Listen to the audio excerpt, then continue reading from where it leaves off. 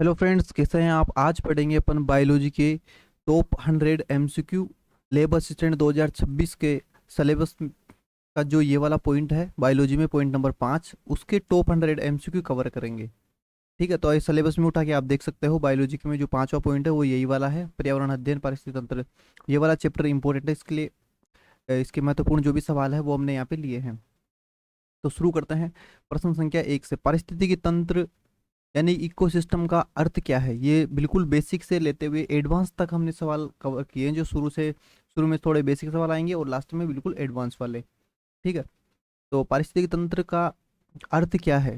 तो इनका अर्थ है कि जीव और निर्जीव घटकों का एक पारस्परिक संबंध है, इसी को पारिस्थितिकी तंत्र कहते हैं। यानी कि सजीव और निर्जीव मिलकर के एक पारस्परिक जो उनका संबंध है उसको। प्रश्न संख्या 2 है, पारिस्थितिकी तंत्र के मुख्य घटक कौन कौन से हैं। ठीक है, तो पारिस्थितिकी तंत्र के मुख्य घटक, तो इनमें है जीव और निर्जीव, यानी कि बायोटिक और एबायोटिक दोनों ही पारिस्थितिकी तंत्र के घटक हैं। प्रश्न संख्या 3, प्रोड्यूसर यानी कि उत्पादक का मुख्य कार्य क्या होता है। तो जो उत्पादक होते हैं वो प्रकाश संश्लेषण द्वारा खाद्य पदार्थों का निर्माण करते हैं। इसका आंसर है ऑप्शन नंबर ए। प्रश्न संख्या 4, कंज्यूमर यानी कि उपभोक्ता किस पर निर्भर करता है। जो उपभोक्ता होता है वो प्रोड्यूसर और अन्य कंज्यूमर पर निर्भर करता है, यानी कि एक उपभोक्ता दूसरे उपभोक्ताओं को भी खा जाता है, जैसे कि चींटियों को ये पक्षी वगैरह खाते हैं बहुत सारे। और पक्षी मतलब जो जानवर है, जैसे बकरी लो, बकरी पत्तों को खाती है लेकिन बकरी को शेर खा जाता है, तो उस प्रकार जो उपभोक्ता है वो प्रोड्यूसर यानी कि पेड़ पौधों पर भी निर्भर रहते हैं, और अन्य जो उपभोक्ता है जैसे कि शेर हो गया वो दूसरे कंज्यूमर यानी कि बकरी पर भी निर्भर करते हैं। तो इस प्रकार इसका आंसर होगा ऑप्शन नंबर ए। प्रश्न संख्या 5, डीकम्पोजर यानी कि अपघटक का कार्य क्या होता है। तो इसका आंसर होगा डेड मैटर को तोड़ करके पोषक तत्व मुक्त करना। ठीक है, डेड मैटर को तोड़ करके पोषक तत्व मुक्त करते हैं, ये कंपोजर का कार्य अपघटक का। प्रश्न संख्या 6, प्रोड्यूसर के उदाहरण कौन कौन से हैं? प्रोड्यूसर का मतलब है यहाँ पे उत्पादक। तो उत्पादक में आते हैं पेड़, घास, शैवाल। ठीक है, पेड़, घास, शैवाल, ये तीनों ही उत्पादक के उदाहरण हैं। प्रश्न संख्या 7, प्राइमरी कंज्यूमर यानी कि प्राथमिक उपभोक्ता कौन होते हैं। तो इसका आंसर है शाकाहारी। जो शाकाहारी होते हैं वो प्राथमिक उपभोक्ता होते हैं। प्रश्न संख्या 8, सेकेंडरी कंज्यूमर कौन होते हैं। तो इसका आंसर होगा मांसाहारी। मांसाहारी होते हैं जो सेकेंडरी कंज्यूमर होते हैं, क्योंकि ये प्राइमरी कंज्यूमर को खाते हैं। ठीक है, तो कार्निवोरियस यानी कि मांसाहारी, जो हर्बिवोरियस खाते हैं। ठीक है, हर्बिवोरियस यानी शाकाहारी, जो शाकाहारी को खाते हैं वो मांसाहारी, वो द्वितीयक उपभोक्ता होते हैं। प्रश्न संख्या 9, टर्शियरी कंज्यूमर कौन होता है। ये होते हैं शीर्ष मांसाहारी, यानी कि जो मांसाहारी को खाते हैं, टॉप कार्निवोरियस। ठीक है, प्रश्न संख्या 9 में है ए। प्रश्न संख्या 10, पारिस्थितिकी तंत्र में निर्जीव घटक कौन कौन से हैं। निर्जीव घटक पूछा है, तो निर्जीव घटक में आगे भी है जल, हवा, मिट्टी, तापमान, ये सब क्या है, निर्जीव घटक है। तो 10 प्रश्न हो चुके हैं। अगर आपको वीडियो अच्छा लगा हो, ये प्रश्न आपको लग रहा है कि वास्तव में अच्छे हैं, मेहनत करी, तो वीडियो को लाइक कर देना और चैनल को सब्सक्राइब कर देना, अपने मित्रों को वीडियो शेयर भी कर देना। ठीक है, तो शुरू करते हैं प्रश्न संख्या 11 से। जैविक उत्पादकता, प्राइमरी प्रोडक्टिविटी का अर्थ क्या है। इसका आंसर है प्रोड्यूसर द्वारा फोटोसिंथेसिस से ऊर्जा का निर्माण करना, यानी कि उत्पादक द्वारा प्रकाश संश्लेषण से ऊर्जा का निर्माण करना। प्रश्न संख्या 12, ग्रोस प्राइमरी प्रोडक्टिविटी यानी कि जीपीपी क्या है। ठीक है, ग्रोस प्राइमरी प्रोडक्टिविटी जीपीपी क्या है। तो ये इसका इसका मतलब है कुल ऊर्जा जो प्रोड्यूसर द्वारा प्रकाश संश्लेषण से बनाई जाती है उसको जीपीपी कहते हैं। जीपीपी किसे कहते हैं, कुल ऊर्जा जो उत्पादक द्वारा प्रकाश संश्लेषण से बनाई जाती है। प्रश्न संख्या 13, नेट प्राइमरी प्रोडक्टिविटी यानी कि एनपीपी। ठीक है, जीपीपी और एनपीपी का एक पूरा नाम है, क्या है। तो जीपीपी में से प्रोड्यूसर द्वारा रेस्पिरेशन में खर्च की हुई ऊर्जा को घटाना, यानी कि वह प्रकाश संश्लेषण में कुल जो प्रकाश संश्लेषण में कुल ऊर्जा बनी है ना, वो तो जीपीपी है। ठीक है, लेकिन उसमें से अगर ये शोषण में खर्च हो गई उस ऊर्जा को अगर घटा देंगे तो शेष बची जो ऊर्जा है वो नेट है, यानी कि एनपीपी है। तो इसका आंसर है ए। प्रश्न संख्या 14, पारिस्थितिकी तंत्र की संरचना में कौन सी ट्रोपिक लेवल्स होती है। पारिस्थितिकी तंत्र की संरचना में कौन सी ट्रोपिक लेवल होती है।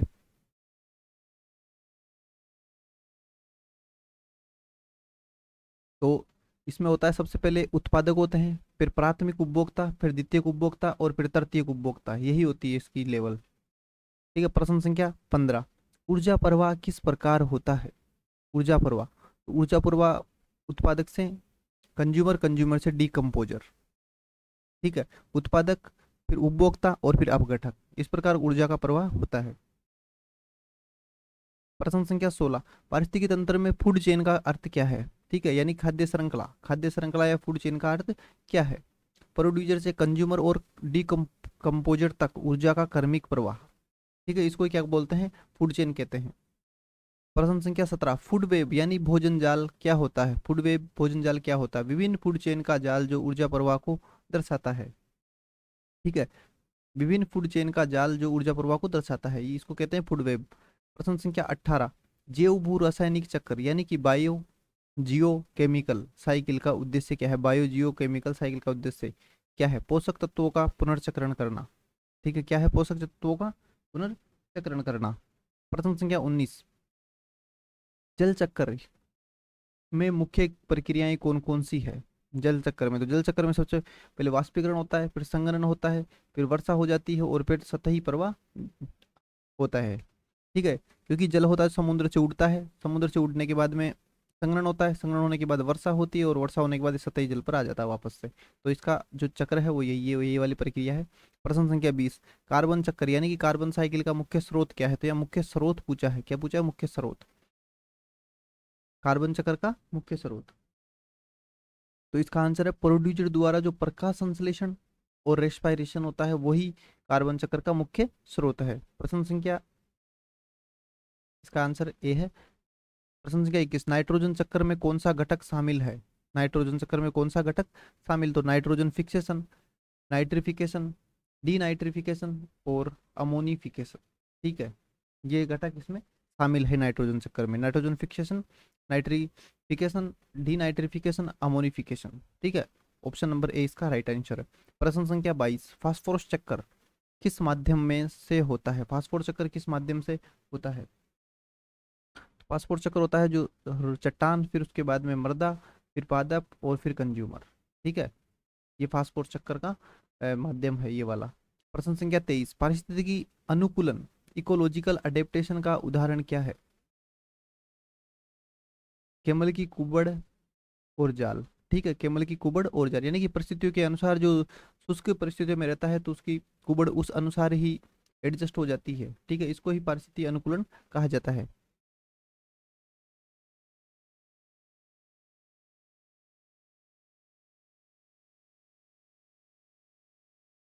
प्रश्न संख्या 24, पर्यावरण प्रदूषण के प्रकार कौन कौन से हैं? तो पर्यावरण प्रदूषण में देखिए वायु प्रदूषण आता है यानी कि एयर, वाटर, नॉइज और सोइल, ये चार प्रकार के प्रदूषण पर्यावरण प्रदूषण में आते हैं। ठीक है।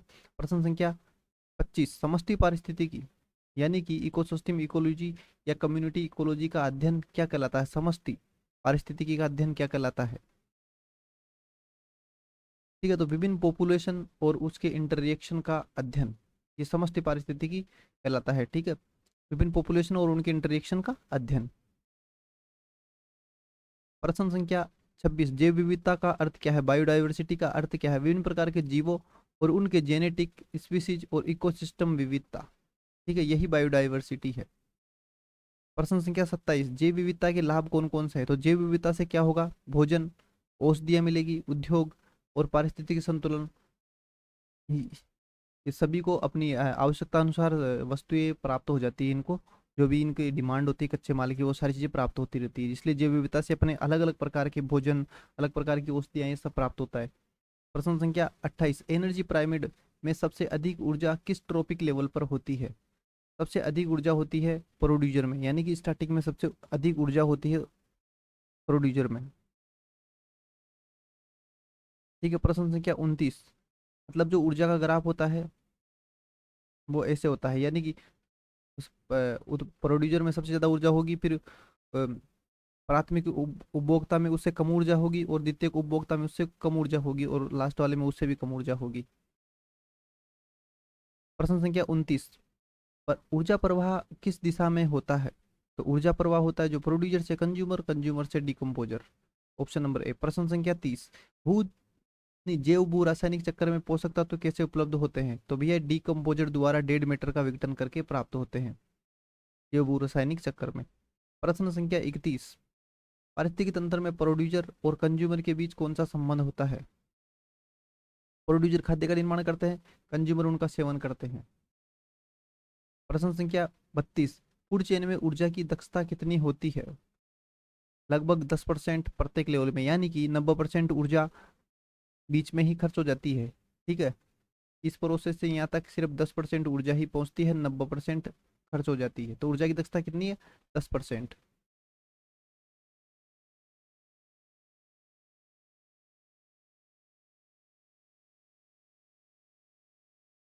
प्रश्न संख्या 33, पिरामिड ऑफ नंबर्स में सबसे अधिक संख्या किस स्तर पर होती है?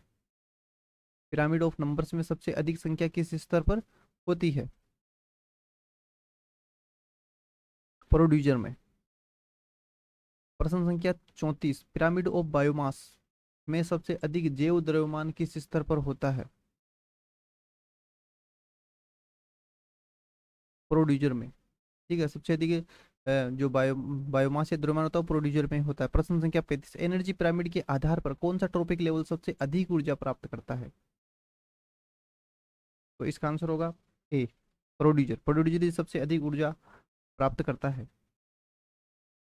प्रश्न संख्या 36, डेट्रिटस फूड चेन किसमें अधिक प्रभावी होती है? तो इसका आंसर है फॉरेस्ट और एक्वेटिक इकोसिस्टम में। ठीक है, जंगल और एक्वेटिक इकोसिस्टम में। प्रश्न संख्या 27, नाइट्रोजन फिक्सेशन किसके द्वारा होता है? तो यह राइजोबियम और साइनोबैक्टीरिया। ठीक है, ऑप्शन नंबर ए, राइजोबियम और साइनोबैक्टीरिया के द्वारा नाइट्रोजन फिक्सेशन या नाइट्रोजन स्थिरीकरण होता है। प्रश्न संख्या 38, डीनाइट्रिफिकेशन क्या है?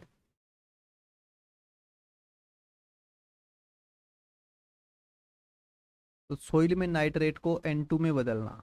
ठीक है, मृदा में से नाइट्रोजन को N2 में बदलना ही डीनाइट्रिफिकेशन है। प्रश्न संख्या 39, कार्बन साइकिल में मुख्य रूप से CO2 का संग्रह कहाँ होता है?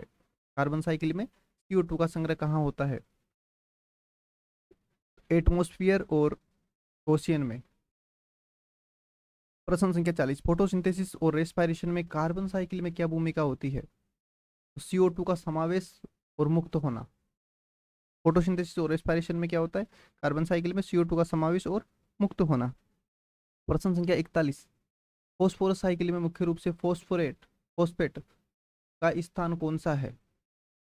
ठीक है, फॉस्फोरस साइकिल में फॉस्फेट यानी PO4 3- इसका स्थान कौन सा है? तो इसका स्थान सोइल और रॉक्स। ठीक है, ये मृदा और चट्टानों में पाई जाती है फॉस्फेट।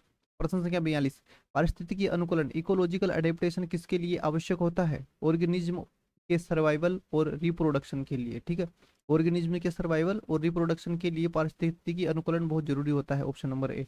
प्रश्न संख्या 43, जीरोफाइट्स के अडेप्टेशन कौन से हैं? तो जीरोफाइट्स यानी कि जो मरुद्भिद मरुस्थल में कम पानी वाली जगह जो पौधे उगते हैं उनको जीरोफाइट्स कहा जाता है। उनके पतले पत्ते होंगे जिससे वाष्प कम हो, जल संग्रह वो कर पाएंगे, है ना, जो बाद मतलब जल की अनुपलब्धता में भी वो जीवित रह सके। और मोटी क्यूटिकल। ठीक है, उनकी जो भित्ति होगी वो मोटी होगी ताकि जल का जो वाष्प हो वो कम से कम हो। ठीक है, तो जीरोफाइट की अडेप्टेशन के लिए उनकी विशेषता है। प्रश्न संख्या 44, हाइड्रोफाइट के अडेप्टेशन में कौन कौन से हैं? तो हाइड्रोफाइट्स जो पादप होते हैं जो पानी में उगते हैं उनके लिए एरेनकाइमा, फ्लोटिंग लीव्स और स्टोमेटा ऊपर की सतह पर होता है। प्रश्न संख्या 45, मेसोफाइट्स के अडेप्टेशन क्या है यानी कि अनुकूलन क्या है? तो नॉर्मल वाटर अवेलेबिलिटी वाले पौधे होते हैं मेसोफाइट्स। प्रश्न संख्या 46, वायु प्रदूषण के मुख्य स्रोत कौन कौन से हैं? तो भैया वो जो वायु प्रदूषण होता है वो है वाहनों से निकला हुआ धुआं, इंडस्ट्री से निकला हुआ, और ये जीवाश्म को जलाते हैं उससे निकला हुआ धुआं ही वायु प्रदूषण का प्रमुख स्रोत है। प्रश्न संख्या 47, जल प्रदूषण के स्रोत कौन कौन से? तो भैया जल प्रदूषण है जो इंडस्ट्री उद्योगों में से निकला हुआ जो वेस्ट आता है वो पानी में जाता है, सीवेज। ठीक है, जो अपने शौचालय वाली नालियाँ जो लगी होती है वो, और ये एग्रीकल्चर रन ऑफ। ठीक है, ये सारे ही जल प्रदूषण के स्रोत है। प्रश्न संख्या है 48। ध्वनि प्रदूषण के मुख्य स्रोत क्या है? ध्वनि प्रदूषण में भी है जो ट्रैफिक का हॉर्न होता है वो, उद्योगों में जो बड़ी बड़ी मशीनें लगी होती है वो, और ये कंस्ट्रक्शन की जो बड़ी बड़ी मशीनें होती है उनकी जो आवाजें होती है वो ध्वनि प्रदूषण करती है। ठीक है, ये प्रमुख स्रोत है। प्रश्न संख्या है 49। समष्टि पारिस्थितिकी यानी कि कम्युनिटी इकोलॉजी में स्पीसीज इंटरेक्शन के उदाहरण कौन कौन से हैं? स्पीसीज मतलब क्या क्या इंटरेक्शन करते हैं? तो वो कंपटीशन करते हैं, प्रेडेशन करते हैं, म्यूचुअलिज्म करते हैं और कमेंसलिज्म करते हैं। ठीक है, तो ये चारों ही जो प्रक्रिया हैं ये इसका उदाहरण है। प्रश्न संख्या 50। सिम्बायोसिस के प्रकार कौन कौन से हैं? म्यूचुअलिज्म और कमेंसलिज्म और पेरिसाइटिज्म, ये तीनों ही सिम्बोसिस के प्रकार है। प्रश्न संख्या 51। बायोडाइवर्सिटी हॉटस्पॉट के उदाहरण कौन कौन से हैं? बायोडाइवर्सिटी हॉटस्पॉट अपने हैं हिमालय, ठीक है, इंडो बर्मा और वेस्टर्न घाट यानी कि पश्चिमी घाट, इंडो बर्मा और हिमालय, ये अपने बायोडाइवर्सिटी के हॉटस्पॉट है, जहाँ पे बहुत ज़्यादा बायोडाइवर्सिटी पाई जाती है, उसको हॉटस्पॉट कहा जाता है। ठीक है, उसके बाद में है प्रश्न संख्या 52। जैव विविधता संरक्षण बायोडाइवर्सिटी कंजर्वेशन के उपाय कौन कौन से हैं? तो भैया प्रोटेक्टेड एरिया यानी कि आरक्षित क्षेत्र, नेशनल पार्क यानी कि राष्ट्रीय उद्यान, बायोस्फीयर रिजर्व, ठीक है, और एक्स सीटू कंजर्वेशन, ये सारे हैं जो जैव विविधता के संरक्षण के प्रमुख क्षेत्र है। प्रश्न संख्या है 53। इन्वेजिव स्पीसीज का प्रभाव क्या है? नेटिव स्पीसीज को नुकसान और इकोसिस्टम इम्बेलेंस करना।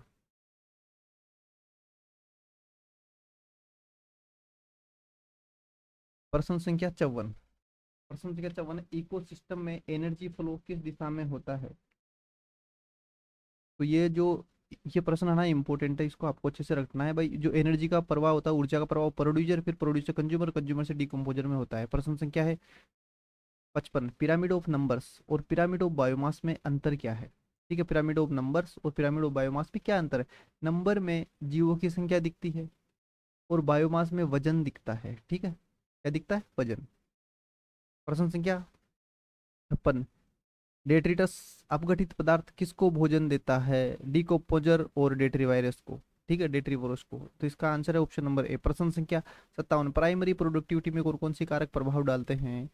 प्राइमरी प्रोडक्टिविटी में कौन कौन से कारक प्रभाव डालते हैं? तो इसका आंसर होगा प्रकाश, तापमान, जल और पोषक तत्व, ऑप्शन नंबर ए। प्रश्न संख्या 58। सेकेंडरी प्रोडक्टिविटी किस पर आधारित होती है? तो ये प्राइमरी कंज्यूमर पर की उपलब्ध ऊर्जा, प्राइमरी कंज्यूमर की जो उपलब्ध ऊर्जा होती है उस पर सेकेंडरी प्रोडक्टिविटी आधारित होती है। प्रश्न संख्या 58 में ऑप्शन नंबर ए इसका आंसर है। प्रश्न संख्या 59। भू जैव रासायनिक नहीं जैव भू रासायनिक चक्कर में जैव भू रासायनिक चक्र में पोषक तत्व कैसे पुनः प्रयोग में आते हैं? तो डिकम्पोजर होते हैं यानी कि अपघटक होते हैं, मृत जीवों और अपशिष्टों का विघटन करते हैं। ठीक है, तो इसका आंसर होगा ऑप्शन नंबर ए। प्रश्न संख्या 60। एक्वेटिक इकोसिस्टम और टेरेस्ट्रियल इकोसिस्टम में मुख्य अंतर क्या है? देखो, जल का उपलब्ध होना ये एक्वेटिक में होता है, और प्राइमरी प्रोड्यूसर के प्रकार ये दोनों ही अलग अलग होते हैं इन दोनों में। ठीक है, ऑप्शन नंबर ए इसका होगा। प्रश्न संख्या 61। यदि किसी पारिस्थितिकी तंत्र में प्रोड्यूसर की संख्या घट जाए, ठीक है, प्रोड्यूसर की संख्या यानी उत्पादक की संख्या घट जाए तो किस पर सबसे अधिक प्रभाव पड़ेगा? प्राइमरी कंज्यूमर पर। सबसे अधिक किस पे? प्राइमरी कंज्यूमर, क्योंकि उनके लिए तो वो भोजन की कमी आ जाएगी। प्रश्न संख्या 62। यदि डिकम्पोजर अनुपस्थित हो तो क्या होगा? तो जो अपघटन करता रुक जाएगा, जिससे पोषक तत्व मृदा में नहीं मिल पाएंगे और उनका पुनर्चक्रण नहीं हो पाएगा, यानी कि ऑप्शन नंबर ए इसका सही आंसर होगा। प्रश्न संख्या 63।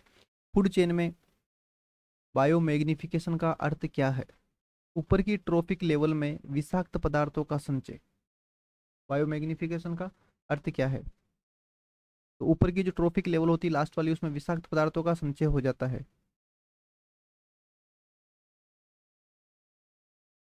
प्रश्न संख्या 64। यदि किसी इकोसिस्टम में नाइट्रोजन फिक्सेशन रुक जाए तो क्या होगा? तो प्लांट के लिए नाइट्रोजन की कमी हो जाएगी। नाइट्रोजन स्थिरीकरण होगा नहीं तो नाइट्रोजन ही नहीं मिलेगी। प्रश्न संख्या है 65। जलज पौधे जो हाइड्रोफाइट्स होते हैं में कौन सी विशेष रचना पाई जाती है? एरेनकाइमा और तैरने वाले पत्ते। ठीक है, एरेनका जो जल में उगते हैं उनके लिए तैरने वाले पत्ते भी जरूरी है, और एरेनकाइमा होता है इसमें। ठीक है, प्रश्न संख्या 66। जीरोफाइट के अडेप्टेशन किस किस लिए होता है? तो जीरोफाइट होते हैं यानी कि मरुद्भिद मरुस्थल में उगने वाले जो वनस्पति होती है वो कम जल में उगते हैं, इसलिए कम जल वाले वातावरण में जीवित रहने के लिए उनको अडेप्टेशन की यानी अनुकूलन की आवश्यकता होती है। प्रश्न संख्या 67। डेजर्ट इकोसिस्टम में मुख्य प्रोड्यूसर कौन है?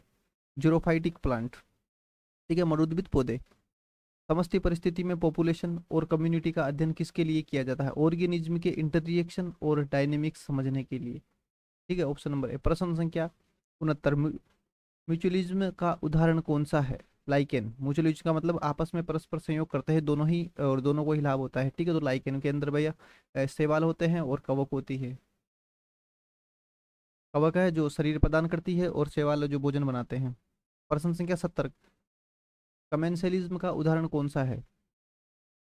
प्रश्न संख्या 70। तो इसका आंसर होगा एपिफाइटिक ट्री।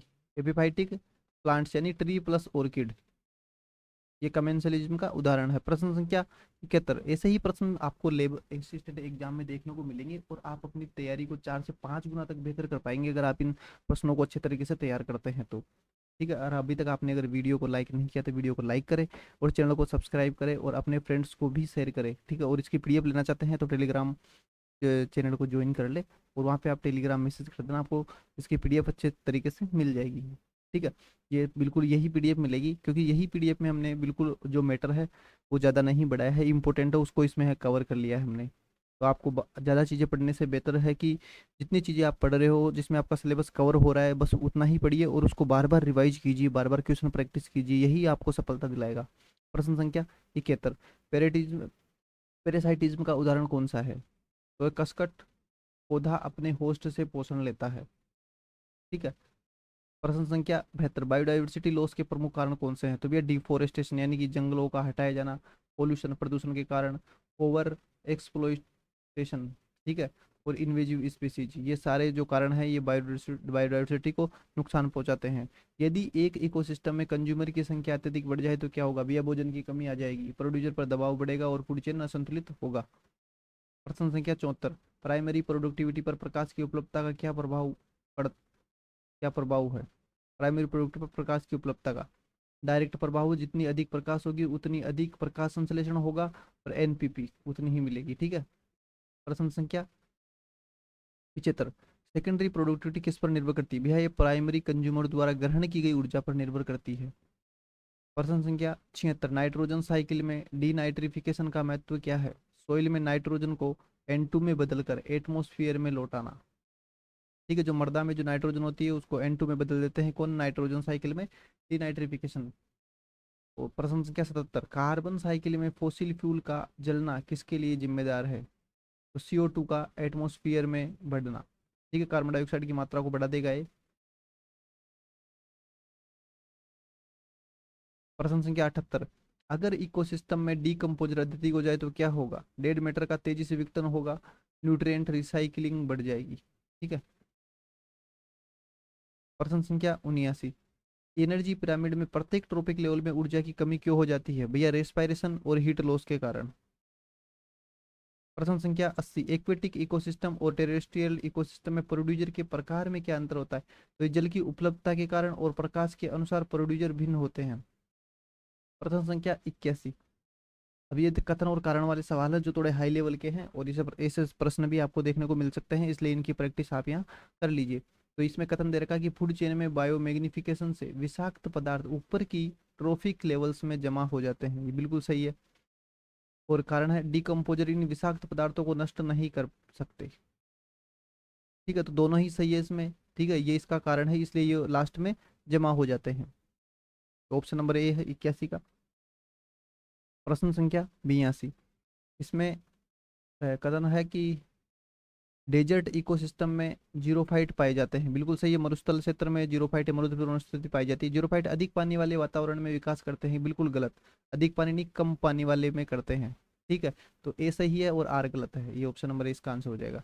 प्रश्न संख्या 83, एक्वेटिक इकोसिस्टम में एरेनकाइमा कोशिकाएं पाई जाती है, ये पत्तियों को तैरने और गैस विनिमय करने में मदद करती है। दोनों ही सही है, दोनों चाहिए और आर है जो एक से एक का कारण है। प्रश्न संख्या 84, नाइट्रोजन फिक्सेशन केवल एटमोस्फियर से होता है, कुछ बैक्टीरिया और साइनोबैक्टीरिया सोइल में नाइट्रोजन फिक्स कर सकते हैं।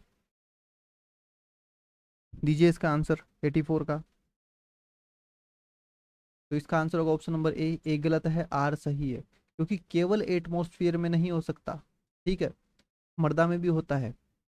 ठीक है। कुछ बैक्टीरिया साइनो बैक्टीरिया जो मृदा में भी करते हैं, जड़ों में करते हैं, मटर वगैरह की जड़ों में भी नाइट्रोजन स्थिरीकरण होता है। ठीक है, तो यानी कि ऐसा ही है और आर गलत है। प्रश्न संख्या 85। सेकेंडरी ग्रोथ मुख्य रूप से वुडी प्लांट में होती है, यानी कि जो लकड़ी वाले पौधे होते हैं उनमें द्वितीय वृद्धि होती है। यह तना और जड़ के व्यास में वृद्धि करता है। तो दोनों ही सही है और आर ए का सही कारण है। प्रश्न संख्या 86। इकोसिस्टम में प्रोड्यूसर की संख्या कम हो जाए यानी उत्पादक कम हो जाए तो एनर्जी फ्लो प्रभावित होगा। बिल्कुल होगा। कंज्यूमर और डिकम्पोजर प्रोड्यूसर पर निर्भर करते हैं। हाँ बिल्कुल सही बात है, दोनों ही सही है। प्रश्न संख्या 87। डेट्रियट्स फूड चेन का मुख्य रूप से फॉरेस्ट और एक्वेटिक इकोसिस्टम में होती है। बिल्कुल सही है, मुख्य रूप से तो इसमें यहीं पे होती है। डेड ऑर्गेनिक मैटर का सेवन डेट्री वायरस और डिकम्पोजर करते हैं। बिल्कुल सही है, तो दोनों ही सही है और ये इसका सही कारण है। प्रश्न संख्या 88। बायोडाइवर्सिटी हॉटस्पॉट केवल पहाड़ी क्षेत्रों में होते हैं। बिल्कुल ये गलत है, पहाड़ी में की जरूरी नहीं है, जलीय के पास भी तो ये विभिन्न प्रकार के पर्यावरणीय और भौगोलिक कारकों से निर्धारित होते हैं। ये बिल्कुल सही है। तो देख, जो बायोडाइवर्सिटी प्रश्न संख्या इसका आंसर देखिए।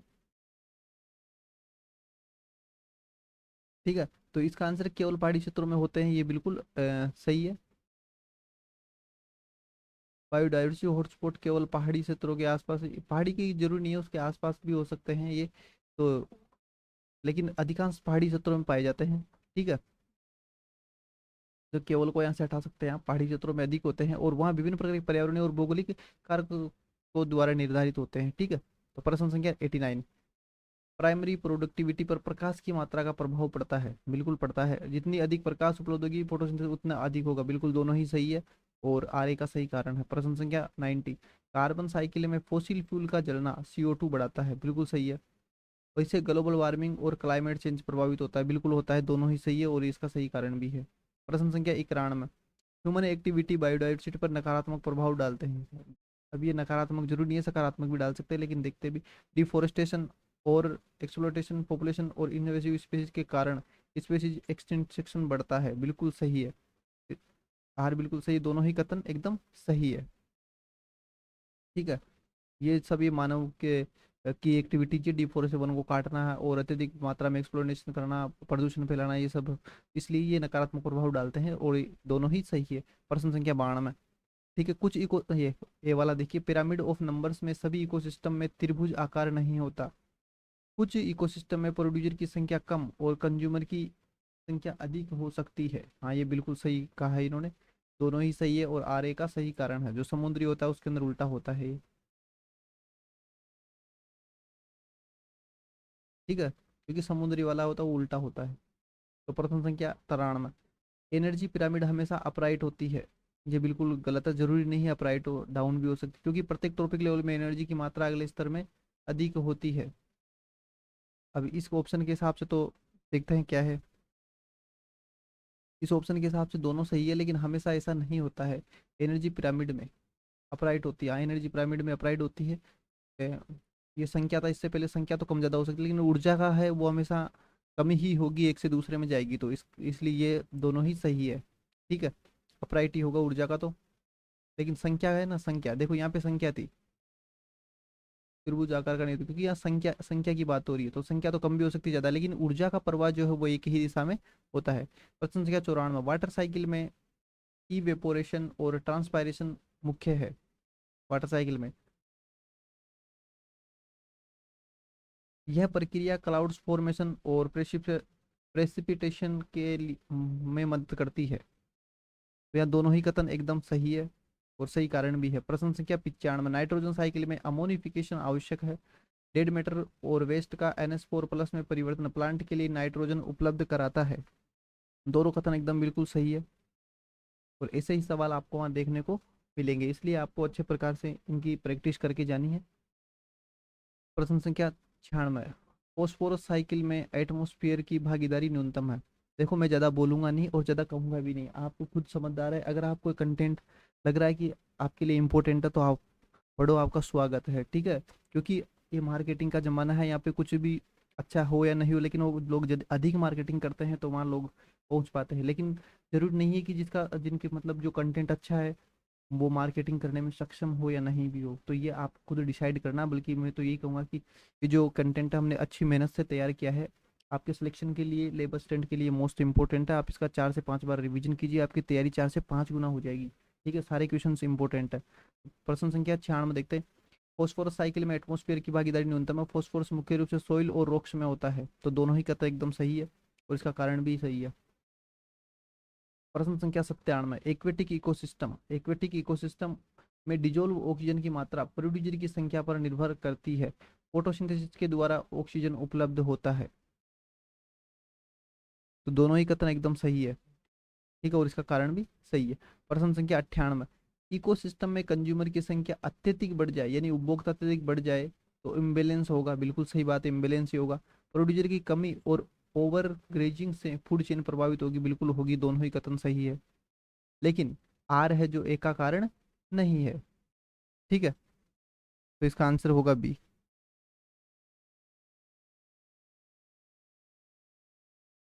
प्रश्न संख्या 99, कोस्टल इकोसिस्टम में मैंग्रोव महत्वपूर्ण है। यह कोस्टल एरोजन को रोकने, ठीक है, यानी कटाव होता है जो, को रोकने और बायोडाइवर्सिटी बनाए रखने में मदद करता है। बिल्कुल, दोनों ही एकदम सही है और ये इसका कारण भी सही है। प्रश्न संख्या 100, ह्यूमन इंटरवेंशन के बिना नेचुरल इकोसिस्टम इक्विलिब्रियम बना रहता है।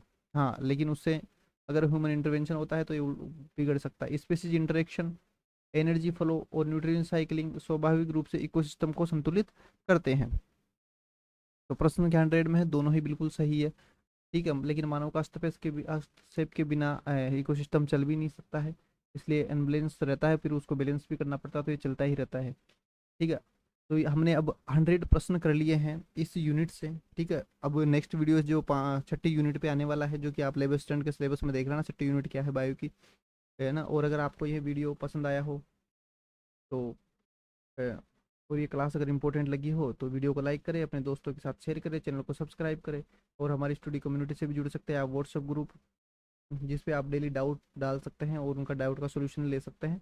और व्हाट्सएप चैनल या टेलीग्राम चैनल पर आप पीडीएफ प्राप्त कर सकते हैं इन प्रश्नों की, इंपॉर्टेंट क्वेश्चन या प्रैक्टिस क्वेश्चन भी ले सकते हैं। इंस्टाग्राम, ये सब कुछ बिल्कुल फ्री है, ये इसका कोई पैसा नहीं है ना। सब चीज़ें फ्री है, आप ये टेलीग्राम ज्वाइन कर लीजिए और अच्छे से प्रैक्टिस कीजिए। और आप डायरेक्ट, मतलब बिना लिंक के भी अगर आप डायरेक्ट स्कैन करेंगे तो भी आप इसे ज्वाइन कर सकते हैं। ठीक है, अब नेक्स्ट वीडियो जो है वो यूनिट 6 आएगी बायोलॉजी की, वही टॉप 100 एमसीक्यू आएंगे उसके अंदर। तो मिलते हैं नेक्स्ट वीडियो में। जय हिंद।